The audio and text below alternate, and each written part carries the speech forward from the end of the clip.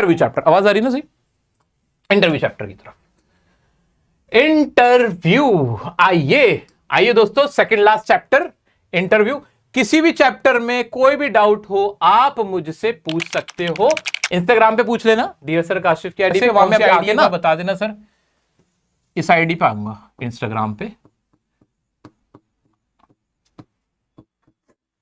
ठीक है बच्चा, ठीक है बच्चा।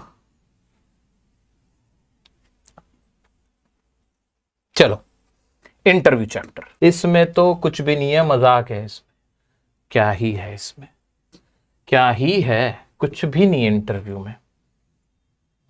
इंटरव्यू चैप्टर में क्या है, इंटरव्यू चैप्टर में ना दो तीन बातें, एक तो कि भाई इंटरव्यू को लोग क्या समझते हैं, कुछ लोग अच्छा समझते हैं, कुछ लोग बुरा समझते हैं, और उसमें एक रुडयार्ड किपलिंग है, उनका इसके बारे में क्या कहना है, एक वीएस नैपॉल है, उनका इसके बारे में क्या कहना है, ठीक है।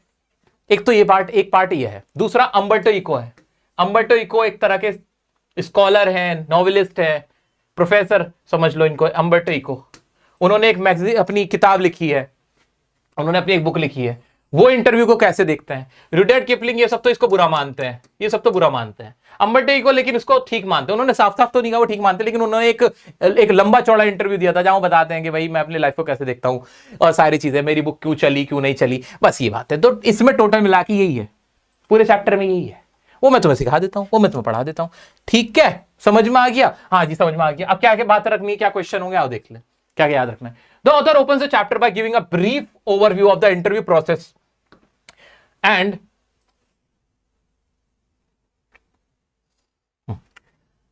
its history. He mentions that interview have been a part of journalism for over 130 years and that people have varying opinions about them.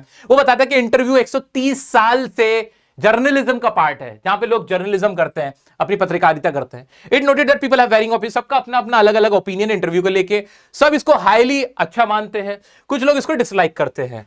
He tells us that how the interview has become a vital arena in everyone's life and sourceful truth. ये line समझ बार-बार repeat हो रही है। The author highlights that an interview can leave a lasting impression and can sometimes change the opinion of a person. कि interview कभी-कभी ना lasting impression बन जाता है, कि हम उसके बारे में सोचा, इंसान के बारे में वैसे ही बना लेते हैं, और कभी-कभी क्या हो जाता है, leading to the loss of their true identity. Sometimes किसी की पहचान ही खराब हो जाती है। कि इंटरव्यू में कुछ ऐसा सवाल पूछा था, याद आ रहा है तुम्हें, हार्दिक पांड्या और केएल राहुल, उन्होंने कॉफी विद करण में समथिंग कुछ गलत बोल दिया था ना, कुछ याद आ रहा है मुझे, कुछ गलत बोल दिया था और बाद में उनको बहुत गालियां पड़ी थी, फिर उनको बहुत हेट मिली थी, क्योंकि बोल दिया ना, जैसे उनसे पूछा who is your favourite cricketer, उन्होंने कहा विराट कोहली, सचिन तेंदुलकर और विराट कोहली, तो उस पर उन्होंने विराट कोहली को सपोर्ट किया। कुछ लोग उन्होंने ये भी बोला कि यार कैसे बोल दिया तुमने ऐसे। आ जाते हैं आगे। And a source of truth. The author highlights that an interview can leave a lasting impression. Okay, यहां तक तो पढ़ लेता। He then cites example of famous, ये असली यहां है, ये फेमस सेलिब्रिटीज के बारे में बात करते हैं, जिसमें कहते हैं कि रुडयार्ड किपलिंग की वाइफ अपनी डायरी में लिखती हैं, she writes about how two reporters ruined her day, कि कैसे दो रिपोर्टर्स ने उनका दिन खराब कर दिया था। For example, Rudyard Kipling wife wrote in a diary about that Kipling viewed interviewing as an assault that should be punished.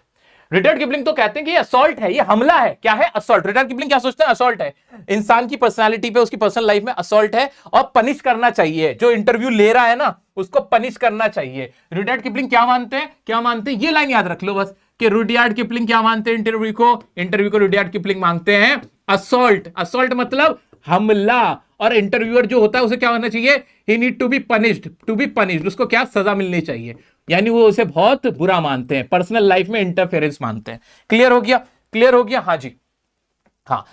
He also believed that a respectable person would never participate in either giving or asking for an interview. वो कहते हैं कि जो एक अच्छा सम्मानित व्यक्ति होगा ना, वो इंटरव्यू लेगा ना देगा। Kipling himself considered interviewing an assault and believed that it should be punished. फिर क्या है? The chapter also includes a paragraph from an interview between Mukund, a representative from the Hindu newspaper, and Umberto Eco. अब Umberto Eco कौन है? A professor at the University of Bologna in Italy and a famous scholar in the fields of semiotics. तो ये professor हैं Umberto eco. फिर second part यहां शुरू होता है। अभी रुडयार्ड किपलिंग का याद आ गया। वीएस नैपॉल ने भी एक बात बोली थी, इतना और याद रखो। वीएस नैपॉल ने क्या बोली थी? वीएस नैपॉल ने इंटरव्यू के बारे में बोला था, मैंने लिख भी रखी थी तुम्हारे लिए। कहां गए वीएस नैपॉल साहब?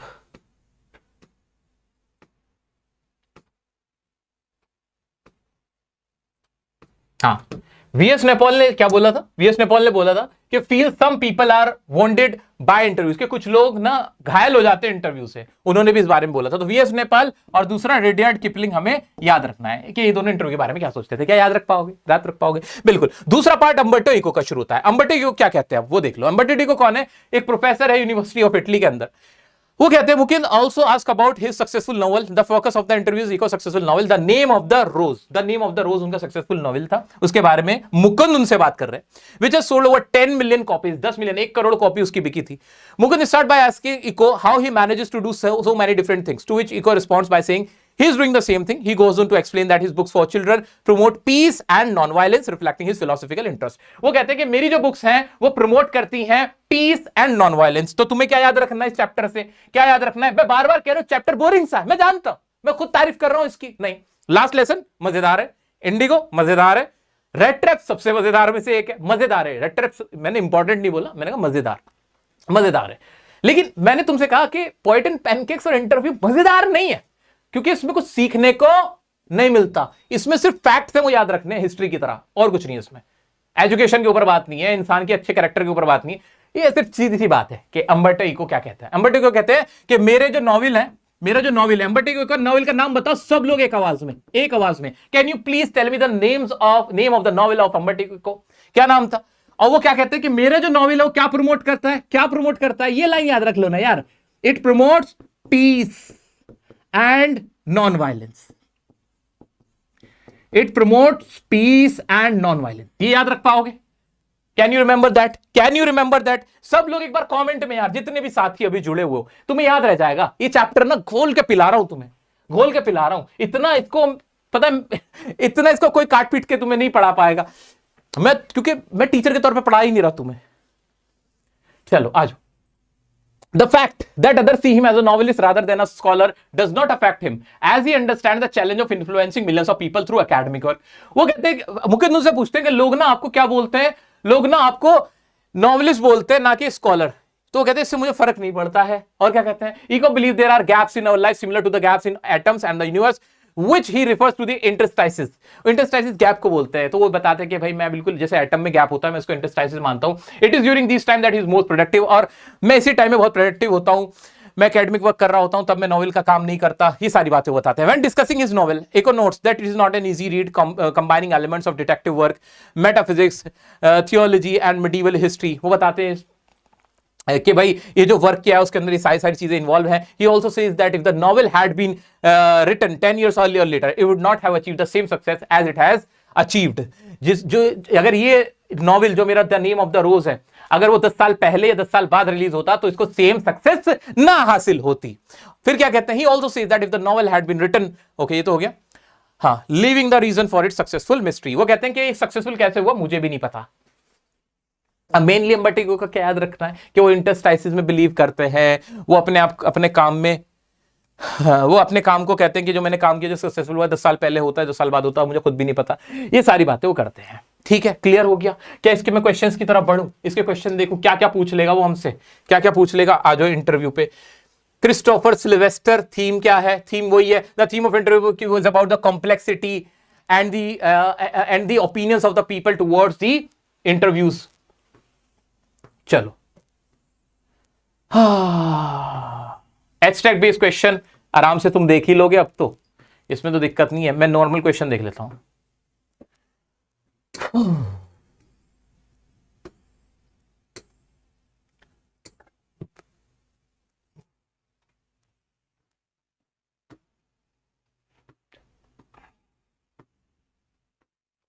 What according to Umberto Eco is the belief that most journalists and publishers have, कि ज्यादातर पब्लिशर्स और जर्नलिस्ट का क्या ओपिनियन है, क्या कहते हैं, क्या कहते हैं अम्बर्टो इको के हिसाब से। तो कहते हैं अकॉर्डिंग टू, अरे कहां गया, according to Umberto Eco most journalist and publisher view their work as a form of creative writing, कि ज्यादातर जो जर्नलिस्ट और पब्लिशर है वो उनके काम को एक क्रिएटिव राइटिंग का वर्क समझते हैं। They perceive themselves as storytellers who shape reality, influence public opinion, crafting narrative that reflect their interpretation of events rather than just reporting facts. तो ये एक अलग से जानकारी थी, एक एक्स्ट्रा इन्फॉर्मेशन थी जो हमें याद रखनी है कि अंबर्टो इको बताते हैं कि जो ज़्यादा जर्नलिस्ट हैं वो ऐसे देखते हैं उनके वर्क को, जैसे क्रिएटिव राइटिंग है वो उसको ऐसे परसीव करते हैं जैसे स्टोरी टेलर होते हैं जो अपनी रियलिटी और इन्फ्लुएंस क्या कहते हैं अपने पब्लिक ओपिनियन और क्राफ्टिंग जो नरेटिव है वो अपनी जो उसकी बुक है जो उनकी राइटिंग है उसमें रिफ्लेक्ट करते हैं। Umberto Eco has a formidable reputation as a novelist. After the success of The Name of the Rose, why does he still have apprehensions of being called a novelist? Umberto Eco का जो क्या कहते हैं success के बाद जो उनका novel बहुत कामयाब हुआ है उसके बाद उनकी रेपुटेशन बहुत अच्छी हुई है, बट वो अपने आप को क्या उनके एप्रीहेंशंस है अपने आप को नॉवेलिस्ट कहलाने में। Despite the success of The Name of the Rose, Umberto Eco hesitated to be labeled a novelist because he saw his primary identity as an academic. Main जो बात है ना, चलो तुम्हें थोड़ा खोल के बता दूं जिसमें बचती है। अंबर्टो इको आज भी बड़ा परेशान है भाई। अंबर्टो इको कहते हैं, अंबर्टो इको को लोग जब नॉवेलिस्ट बुलाते उन्हें पसंद नहीं आता। वो कहते हैं नॉवेल लिखने का काम तो मैं फ्री टाइम में करता हूं, संडेज को करता हूं, फ्री टाइम में करता हूं। असली में मैं क्या हूं, एक एकेडमिक पर्सन हूं। क्या हूं? एकेडमिक पर्सन हूं। नॉवेलिस्ट कहना वो अपने आप को ज्यादा पसंद नहीं करते हैं।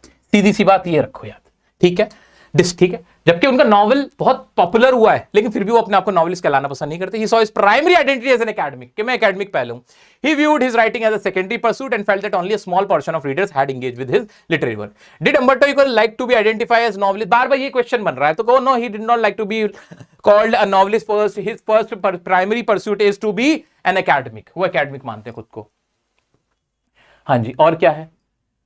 इंटरस्टाइसिस क्या है? How does Umberto Eco utilise interstices? Are the small gaps in the atoms. Atoms के अंदर जो स्मॉल गैप्स होते हैं, it can be understood as the space between your work या पीरियड। जो भी रिसर्चिंग टाइम होते हैं, जो पीरियड्स होते हैं उनको हम क्या कहते हैं, शेड्यूल बिटवीन।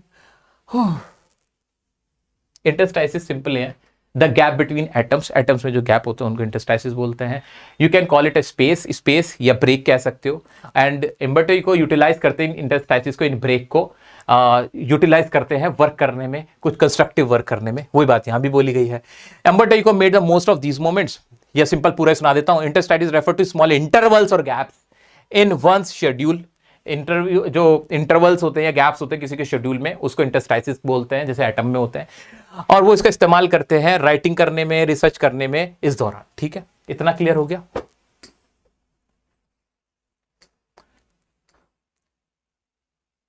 इंटरस्टाइसिस वाला क्वेश्चन बार बार आया है, बार बार देख लेंगे। अब तो समझ में आ गया what are interstices. Interstices are the small gaps in the schedule of a person. Simple ऐसे करना। And Umberto Eco believes in utilizing these gaps in order to write, in order to do something creative, writing and researching। ऐसे करके इसका answer हो जाएगा। What are some of the positive views on interviews? Interviews के positive views क्या है कि journalism में 130 साल से लिखा जाता है, इससे लोगों की ओपिनियन फॉर्म हो सकती है और जो जानकारी है उसको हासिल करने का एक अच्छा सोर्स है। Why did Rudyard Kipling dislike being interviewed? क्यों Rudyard Kipling को क्यों नहीं पसंद था? बिकॉज वो असॉल्ट मानते थे। सारी बात है, ठीक है। अब तो कर लोगे। बार बार was Umberto Eco नॉवेलिस्ट और एन एकेडमिक स्कॉलर, बार बार सेम ही क्वेश्चन आ रहा है, इसका जरूर देखना, इसका आंसर जरूर देखना। ये बड़ा परेशान रहते थे Umberto Eco। Umberto Eco पे सवाल ज्यादा पूछते हैं कि नॉवेलिस्ट मानते थे, एकेडमिक मानते थे, और दूसरा इंटरस्टाइसिस क्या है, इसको पकड़ लो। लिख पाओगे? अब तो मैंने पूरा पूरा आंसर भी बता दिया। अब तो कॉन्फिडेंस आ रहा होगा, अब तो कॉन्फिडेंस आ रहा होगा, अब तो कॉन्फिडेंस